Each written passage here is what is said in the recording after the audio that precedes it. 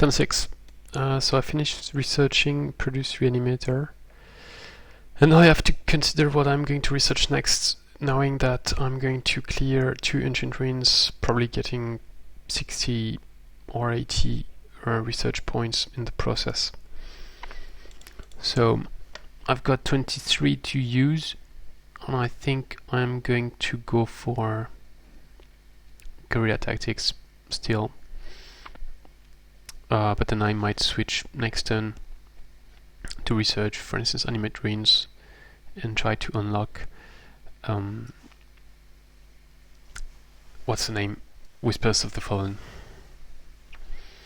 Guerilla Tactics would also be nice, because then I've got, but anyway, in 3 turns I will be at the Lost City, so I'm going to describe that later, but I discovered the Lost City, and that's a good site to clear, and I think I should be able to clear it, especially since I should have Elite Storm Sister by the time I reach the Lost City, and it has Inflict Stun. Otherwise, so I cleared the gold mine with my fast units and the ones who were close to the gold mine, and then I didn't really optimize that fight, and actually I didn't really optimize the fights before, and I thought I really need to start really optimizing the experience, the healing, etc., and not letting any drop of experience and healing out, because I'm playing against a strong opponent and I really need to optimize everything. So I leveled up with my leader and hero during that fight. I'm level 3, but on 6 that's a bit slow. But I did give some experience to my Initiate and then Storm Sister to get it to Elite as fast as possible. I took 5 points protection from light with the leader, because I was fighting Draconians and because that's definitely going to be useful anyway. And then with the hero I took, as usual, Throw Curse. I might take Cosphere, I might take Dispel Magic or Lifesteal later on. And then so I cleared the trading post, and here I didn't level up with my leader, but I did get some other level up, which are not strictly speaking necessary, so it would have been better to put the experience on the leader and hero, but it was a bit tricky because they charged from the start as expected. Dragon Ancestry on the flyer. Oh, actually it's only plus 200 happiness. But still you can have a critical strike. Then you've got the usual Flamer, Firebomb, very annoying. I made a mistake here. Not sure how it happened, but I wanted to go and so that he cannot reach me in 1 turn. And so I would have had 1 more turn before the Cadavers would be dead, and possibly the Flamer would have attacked the Cadaver instead of going for my other unit. But somehow I put the guy here, so he could be reached in 1 turn. So then I tried a Throw Curse on the flyer to try to save the day, hoping that it would fail, and then it doesn't have enough movement, and it still goes for the Cadaver, and I still have time. And then the plan was also to cast Stiffen Limbs on this flyer to slow him down. So even if I get Curse, as I do, it's still useful because then I can I have higher chances of success on Stiffen Limbs, and so the rest of the units stay out of reach. So that's this line actually of the Flamer, and it's this line and this line. But these two cannot, and this guy stay out of reach of the Crusher and the other flyer. And then I put 2 units to block the flyer and the Crusher, that is to say, in range, so that they attack them. That's the only 2 units. And this Elder is going to take a bit more time to reach me, but then it's going to do a lot of damage. So yeah, the Cadaver is dead. The Flamer to Firebomb, I didn't really have a choice here. 2 units. So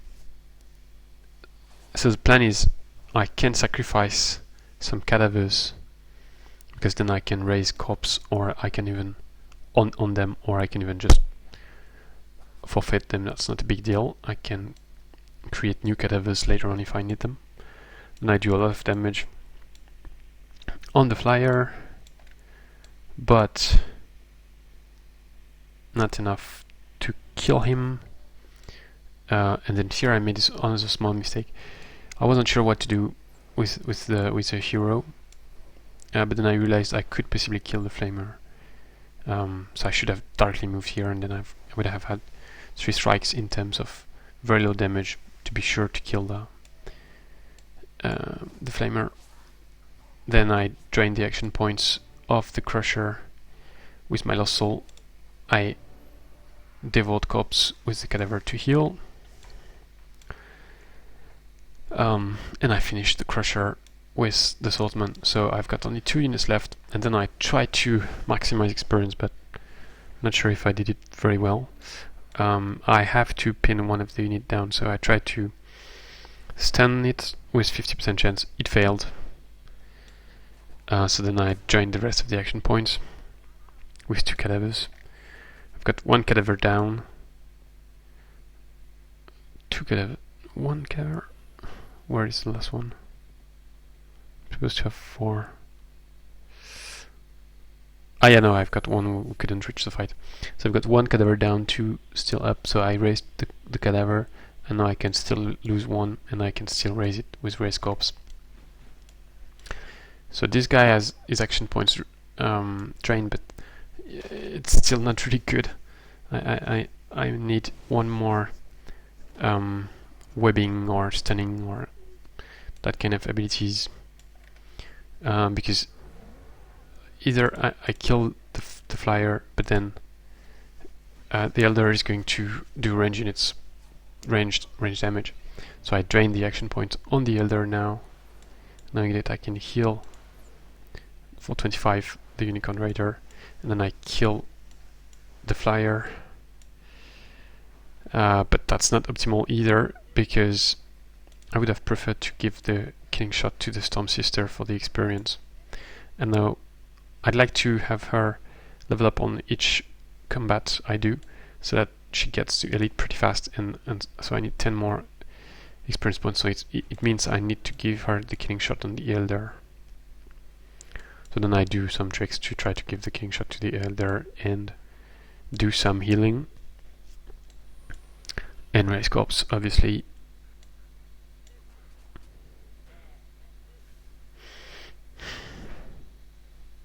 Yeah, and finally I heal. That's actually stupid. I could have just faced, but I forgot. I heal the Unicorn Raider and finally get the killing blow. So the 2 Ancient Ruins have 2 ogres each. One has, I think, a boar and a spider, and the other one has 2 hunter spiders. Yeah, actually I can check them. Yeah, 2 hunter spiders. I know it's a warg and a spider. So I'm going to do this one, then this one, probably then the gold mine. Then I've got these 2. Another scroll. So possibly I could manage to get Whispers of the Fallen and then Lost City. And so I decided to oh yeah, and then there's this where I can go. So I decided to rush a temple after having built what actually I forgot. I think it was a shrine. No, I don't know. Anyway, I rushed the temple, so now I had 200 gold, 57 mana, and I've got nothing. But that way I get more mana, and so I decided to cast the Lost Soul now to just scoot ahead and try to move toward my opponent again. And then next time probably going to go for the Reanimator, rush it, and then 2 initiates, actually 3, 1 here, 1 there, and 1 at the other,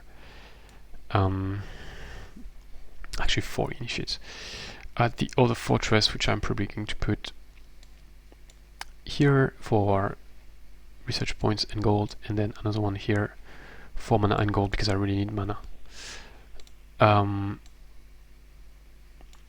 Yeah. And then, so I moved along the road. I didn't pick this. I don't know if it was really a good idea not to pick it.